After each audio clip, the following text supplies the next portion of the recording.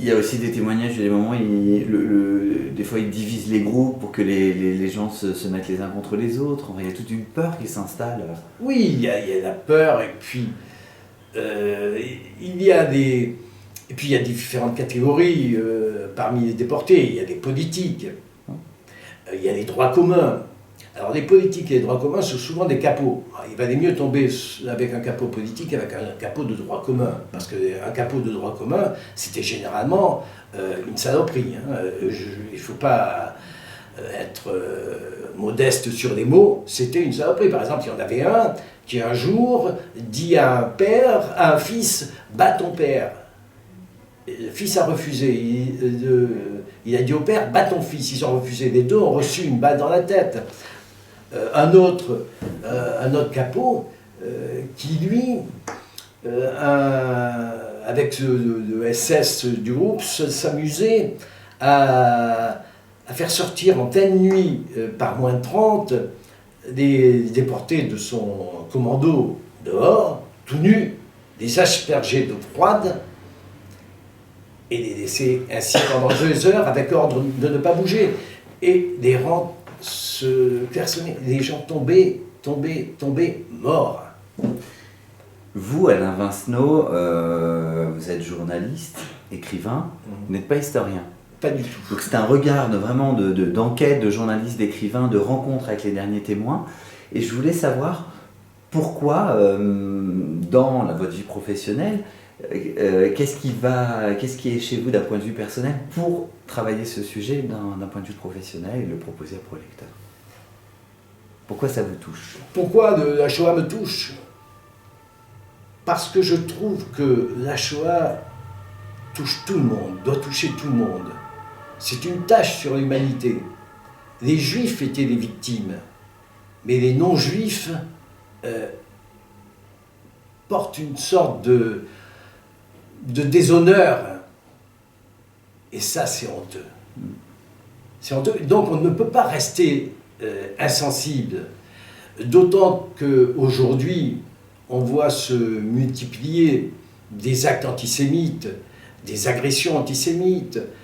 Encore récemment, à l'hypercachère de la porte de Vincennes à Paris, on a tué des gens parce qu'ils étaient juifs.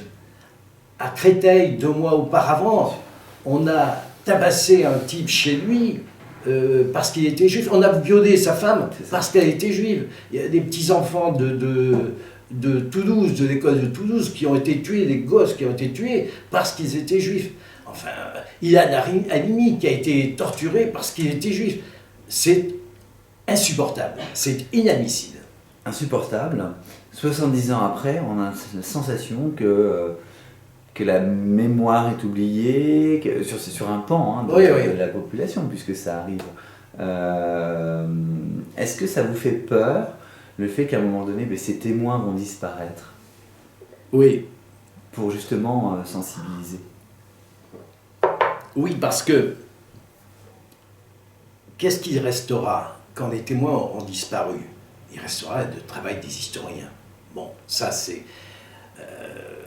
on ne peut pas s'en passer du travail des historiens, c'est très important.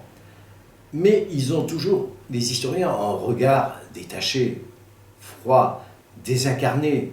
On vous parle, on vous donne des chiffres, on vous donne des lettres, des papiers, mais tout ça c'est totalement désincarné. Tandis que les témoignages rappellent que ce sont des hommes, que ce sont des femmes, que ce sont des enfants qui avaient auparavant une vie.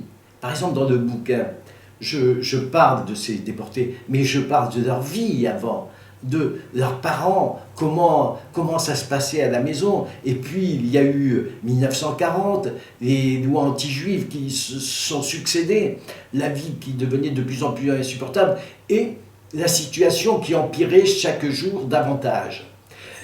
Donc, le jour où ils auront disparu, moi je crains que la Shoah ne devienne un chapitre de l'histoire.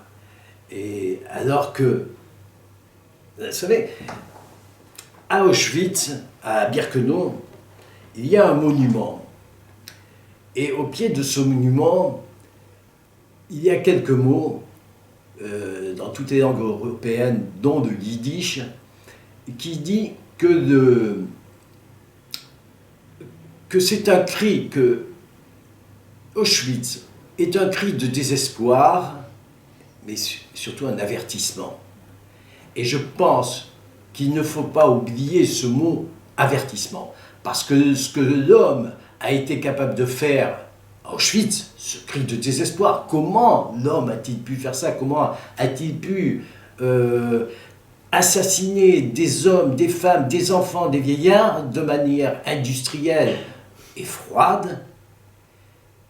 Comment? Ça, c'est l'interrogation. C'était quand même pas des sauvages, c'était pas des barbares. Tout était bien organisé. C'était industrialisé. Il y avait des soucis d'efficacité.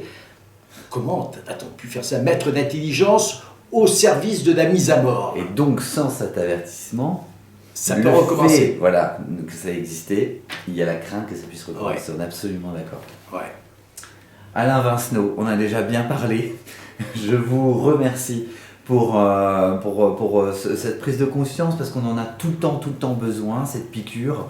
70e anniversaire de la libération des camps, c'est triste, mais voilà, ça fait 70 ans. Les derniers témoins se sont confiés à vous dans Rescapés d'Auschwitz, et j'invite les lecteurs justement à vous lire, parce qu'il y a encore malheureusement une vraie résonance dans les événements qu'on a connus en France dernièrement. Un grand merci à vous. Je vous remercie.